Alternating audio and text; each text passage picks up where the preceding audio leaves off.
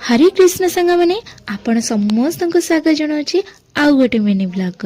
तो सकाळु सकाळु घर तैयारी काम चलथिबारु स्वामी मोर व्यस्त थिले, सेतिपई आमे सासु बहु दी जण मिसी बाहरी पड़थिलु सेवा करिया को।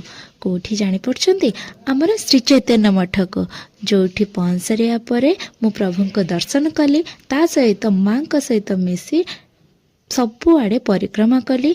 परिक्रमा सरीगला परे मु जाई पहुँचली भंडार घरे।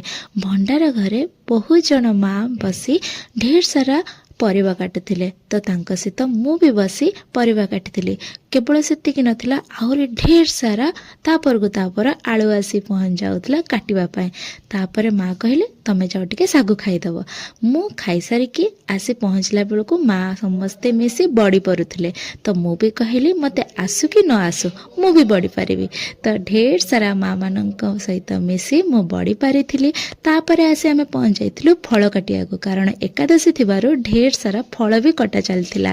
तापरे आमे आसीथिलु खाइबा पाई, जोठिकी आमको बहुत सारा सात्विक खाद्य मिलता है। एकादशी खाइबा मिलता, आउ ता सहित फलमूल सागु खीरी ढेर सारा खाई सारिबा परे आमे मांकर मोर फेरी आसथिलु घर को। तो मु भाबिली मु आज गोटे दिन रे काम करी एते थकी गली, किंतु माँ माने एते सारा काम करछन थकु नांती कोन पे, कारण से माने भगवान को सेवा करछन्ते सेथिपई। तो वीडियोटी भल लागिले लाइक टे सहित सब्सक्राइब टे निहाती करिवे। धन्यवाद।